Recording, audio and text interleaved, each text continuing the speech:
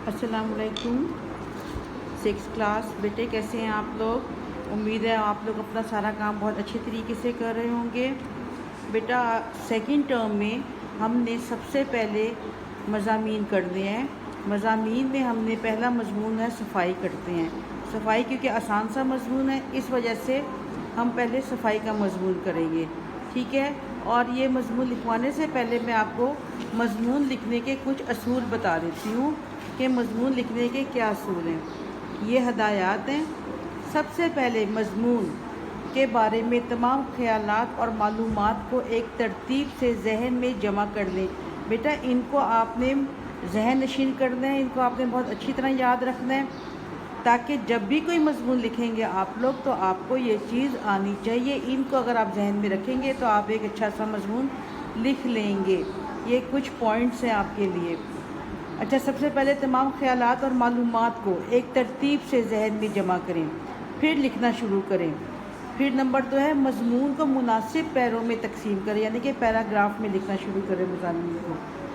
پھر ہے موقع محل کی مناسبت سے، جیسے مضمون میں جیسے موقع محل کی مناسبت سے جہاں پر بھی یعنی کہ ضرورت ہو آیات قرآنی لکھیں، احادیث، اقوال وغیرہ کا حوالہ دیں، ٹھیک ہے؟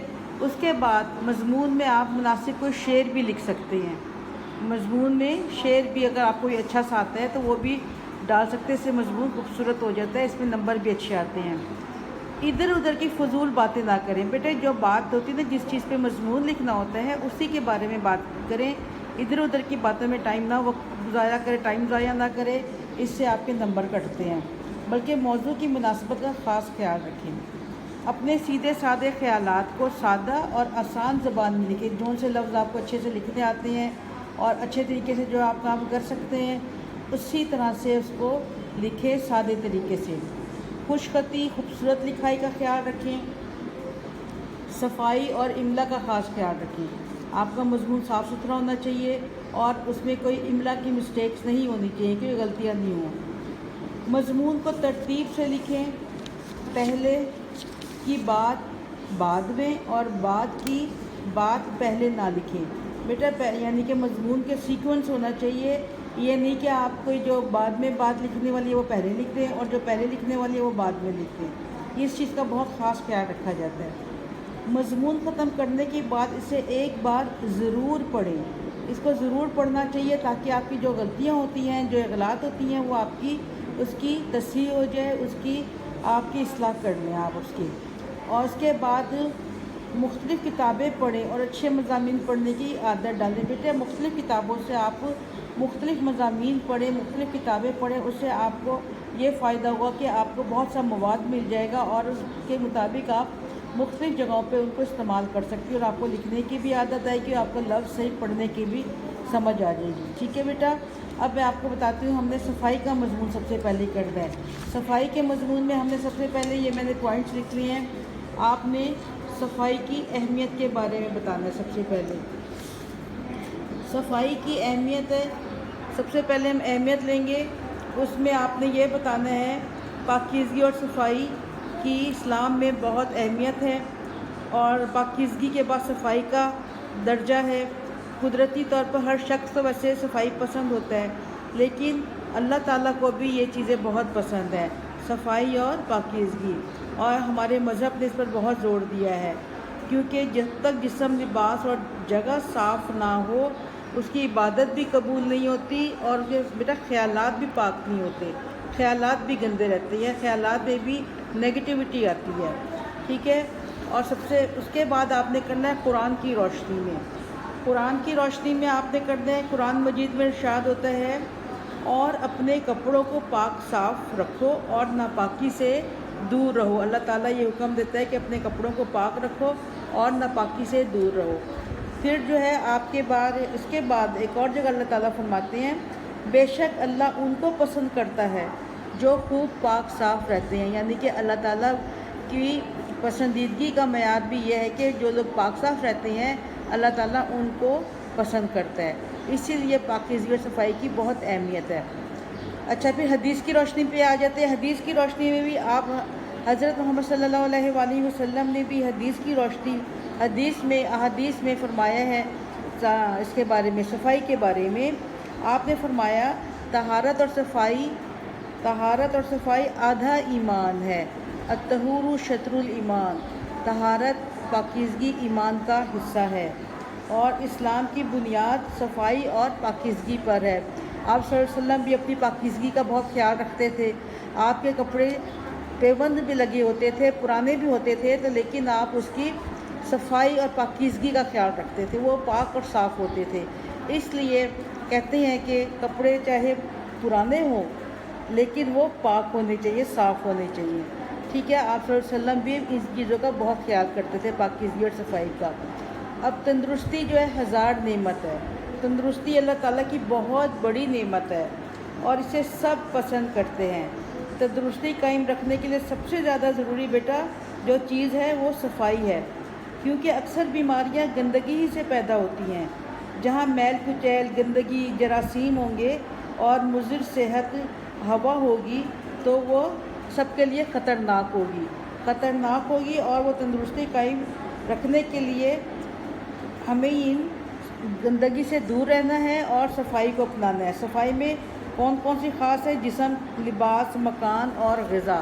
ہمارا جسم، لباس، مکان اور غذا ہماری صاف ہونی چاہیے، ٹھیک ہے۔ اور سب سے پہلے ہم آ جائے گی جسم کی صفائی۔ جسم کی صفائی میں آپ کے دانت صاف رکھنے چاہیے، ہمیں روزانہ نہانا چاہیے، اس کے بعد ہمیں کان، اپنے جسم کے ناخن وغیرہ ان سب چیزوں کا خیال رکھنا چاہیے، پاکیزگی کا حصہ ہے یہ بھی۔ صفائی اگر رکھیں گے، منہ کی صفائی رکھیں گے تو ہم بہت سی بیماریوں سے بچ جائیں گے۔ پھر لباس کی صفائی آ جاتی ہے، ہمیں صاف ستھرے لباس پہننے کا حکم دیا گیا ہے۔ گندے، میلے کچیلے، غبار آلود، جراثیم سے بھرے ہوئے لباس کو نہیں پہننا چاہیے۔ ایک دفعہ کا واقعہ ہے کہ رسول اکرم صلی اللہ علیہ وسلم جمعے کے موقع پر ایک شخص کو آپ نے دیکھا کہ جس کا لباس بہت گندا تھا اور اس میں سے پسینے کی بدبو بھی آ رہی تھی۔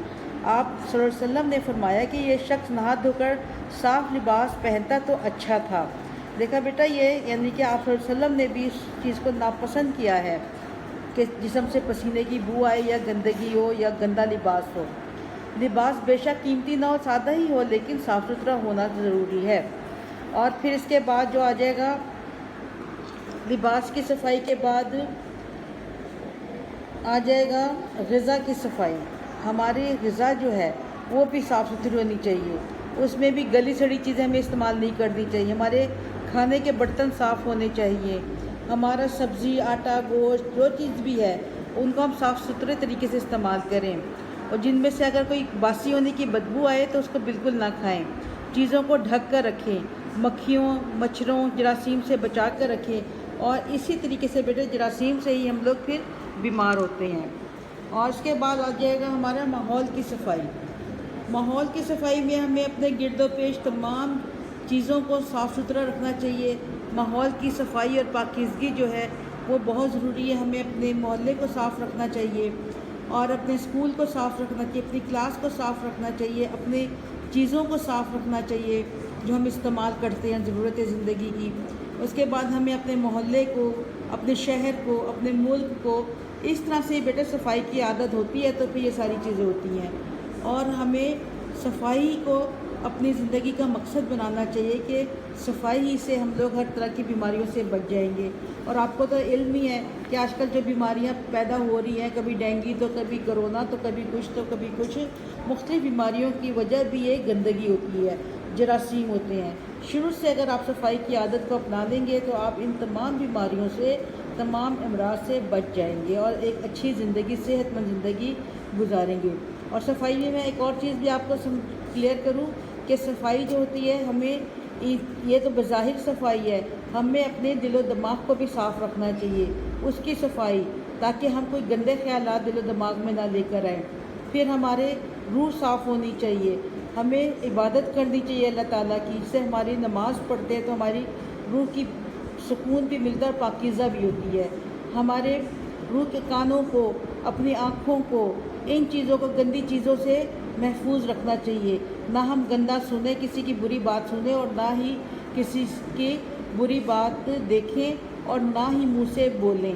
تو اس سے بھی ہم لوگ غیبت اگر کرتے ہیں، کسی کی برائی کرتے ہیں، کسی کو گالن گلوچ کرتے ہیں تو بیٹا یہ بھی گندگی میں شامل ہوتا ہے، یہ بھی گندی چیزیں ہوتی ہیں اور یہ ہمارے اندر ہی ہمیں بیمار کرتی ہیں۔ یہ چیزیں بھی ہمیں روحانی طور پر، ہمیں نفسیاتی طور پر، ہمیں ذہنی طور پر بیٹا یہ سب چیزیں بیمار کرتی ہیں۔ تو مجھے امید ہے کہ آپ اپنی صفائی کا خیال رکھیں گے اور اس پر ایک خوبصورت مضمون لکھیں گے اور بہت اچھے طریقے سے مضمون رکھنا، تمام اصولوں کا خیال رکھنا صفائی کے، اور مضمون لکھنے کے بھی اصولوں کا خیال رکھنا ہے۔ اوکے بیٹا، اللہ حافظ۔